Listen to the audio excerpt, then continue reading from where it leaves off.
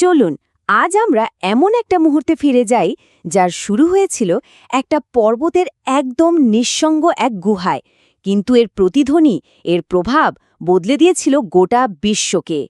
এটা হলো ইসলামের প্রথম ওহী নাজিলের গল্প, এক অসাধারণ আধ্যাত্মিক যাত্রার সেই প্রথম পদক্ষেপের কাহিনী।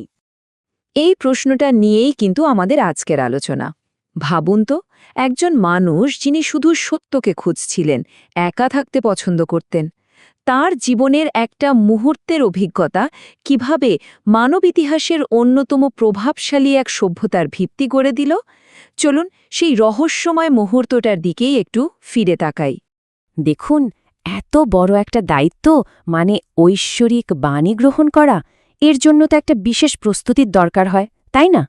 নবী মোহাম্মদ সাল্লাল্লাহু আলাইহি সাল্লামের ক্ষেত্রে সেই প্রস্তুতিটা শুরু হয়েছিল জানেন কিভাবে? স্বপ্নের মাধ্যমে। আর এই স্বপ্নগুলো কোনো সাধারণ স্বপ্ন ছিল না, একদম ভোরের আলোর মতো পরিষ্কার, একটা পূর্বাভাস। তো ব্যাপারটা শুরু হলো এভাবে। তিনি যাই স্বপ্ন দেখতেন, পরের দিন সকালে দেখতেন সেটা হুবহু মিলে যাচ্ছে। আর এরপর থেকে কি হলো জানেন? তার আর লোকজনের ভিড়, জাগতিক কোলাহল এসব আর ভালো লাগত না। মনটা কেমন যেন একা থাকতে চাইত। এই একাকিত্বের টানই তাকে নিয়ে গেল মক্কার বাইরের সেই বিখ্যাত হেরা গুহায়, যেখানে তিনি ঘণ্টার পর ঘণ্টা স্রষ্টার ধ্যানে মগ্ন থাকতেন। আর ঠিক ওই হেরা গুহার শান্ত থমথমে পরিবেশেই এক রাতে ঘটল সেই অবিশ্বাস্য ঘটনাটা। এমন এক ঐশ্বরিক সাক্ষাৎ যা শুধু তার জীবন নয়, বরং পুরো মানব ইতিহাসের একটা নতুন অধ্যায় শুরু করতে যাচ্ছিল। ভাবুন তো, গুহার সেই অ্যাবসলিউট সাইলেন্স, সেই গভীর নিস্তব্ধতা, হঠাৎ করে সেটা ভেঙে গেল। একজন ফেরেশতা, জিব্রাইল আলাইহিস সালাম, তার সামনে আসলেন আর বললেন শুধু একটা শব্দ, পড়ুন। এটা কিন্তু কোনো সাধারণ অনুরোধ ছিল না, ছিল সরাসরি এক শক্তিশালী ঐশ্বরিক নির্দেশ। এই ঐশ্বরিক নির্দেশের জবাবে তার উত্তরটা ছিল খুব সহজ, খুব মানবিক। তিনি তো লিখতে বা পড়তে পারতেন না, তাই সরলভাবেই নিজের অক্ষমতার কথা স্বীকার করে নিলেন। বললেন, আমি তো পড়তে জানি না। এই একটা কথাই বুঝিয়ে দেয় তিনি কতটা অকপট আর সৎ ছিলেন। এরপরের ঘটনাটা ছিল আরও অনেক বেশি ইন্টেন্স। ফেরেশতা তাকে বুকে জড়িয়ে ধরে খুব জোরে চাপ দিলেন। একবার না, দুবার না, তিনবার। এতটাই জোরে যে তার নিঃশ্বাস প্রায় বন্ধ হয়ে আসছিল। আর প্রতিবারই তাকে ছেড়ে দিয়ে একই নির্দেশ আবার দিচ্ছিলেন, পড়ুন। এটা আসলে ছিল এক অবর্ণনীয় অভিজ্ঞতা, যা তাকে এক বিশাল দায়িত্বের জন্য আধ্যাত্মিকভাবে প্রস্তুত করছিল। আর ওই তৃতীয়বার আলিঙ্গনের পরেই ফেরেশতা পবিত্র কোরআনের প্রথম আয়াতগুলো উচ্চারণ করলেন। এখানে পড়া মানে কিন্তু শুধু অক্ষর জ্ঞান নয়, এর মানে ছিল সৃষ্টার নামে এই পুরো সৃষ্টিজগৎকে বোঝা, অনুধাবন করা। আর এই কথাগুলোই ছিল তার নবুয়াতের আনুষ্ঠানিক সূচনা। আচ্ছা, এমন একটা অলৌকিক অভিজ্ঞতার পর তার মানসিক অবস্থা কেমন ছিল? আমরা হয়তো ভাবব তিনি খুব আনন্দিত হয়েছিলেন, তাই না? কিন্তু না, একদমই তা নয়। বরং তিনি প্রচণ্ড ভয় পেয়ে গিয়েছিলেন, এতটাই যে তার শরীর কাঁপছিল। তার প্রতিক্রিয়াটা ছিল ভীষণ মানবিক। ভয়ে কাঁপতে কাঁপতে তিনি পাহাড় থেকে নেমে সোজা বাড়িতে চলে আসলেন। স্ত্রী খাদিজারাকে দেখেই শুধু বলতে পারলেন, আমাকে চাদর দিয়ে ঢেকে দাও। এই অবিশ্বাস্য অভিজ্ঞতার পর তার আর কিচ্ছু দরকার ছিল না, শুধু একটু নিরাপত্তা, একটু আশ্রয় আর সান্ত্বনা। আর ঠিক এই সময় তার পাশে এসে দাঁড়ালেন তার স্ত্রী খাদিজারা। তিনি শুধু তাকে সান্ত্বনা দিলেন না, বরং এমন কিছু কথা বললেন যা ছিল তার অটল বিশ্বাস আর গভীর প্রজ্ঞার পরিচায়ক। এই কথাগুলোই কিন্তু ধীরে ধীরে তার ভয়কে সাহসে বদলে দিচ্ছিল। খাদিজারা তাকে বললেন, ভয় পাবেন না। তিনি একে একে তার চারিত্রিক গুণগুলো মনে করিয়ে দিলেন।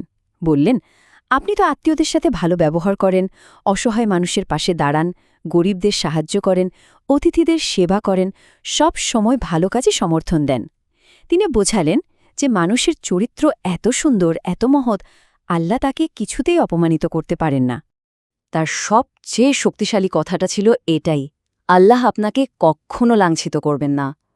ভাবুন তো, ওই ভয় আর আতঙ্কের মুহূর্তে এই একটা কথাই ছিল সবচেয়ে বড় ভরসা। এটাই ছিল ওই ঐশ্বরিক অভিজ্ঞতার পর পৃথিবীতে পাওয়া প্রথম সমর্থন। এই বাক্যটাই তার মনে আবার আস্থা ফিরিয়ে এনেছিল। তবে পুরো ব্যাপারটা আরও ভালোভাবে বোঝার জন্য খাদিজা রায়া একটা অসাধারণ কাজ করলেন। তিনি নবীজিকে নিয়ে গেলেন তার এক জ্ঞানী চাচাতো ভাইয়ের কাছে, যার নাম ছিল ওয়ারাকা ইবনে নাউফাল। ওয়ারাকা একজন খ্রিস্টান পণ্ডিত ছিলেন এবং আগের ঐশ্বরিক গ্রন্থগুলো মানে তওরাত আর ইঞ্জিল নিয়ে তার গভীর জ্ঞান ছিল। তিনিই পারতেন এই ঘটনার আসল অর্থটা ব্যাখ্যা করতে। নবীজির মুখে সবটা শোনার পর ওয়ারাকা এক মুহূর্তও দ্বিধা করলেন না।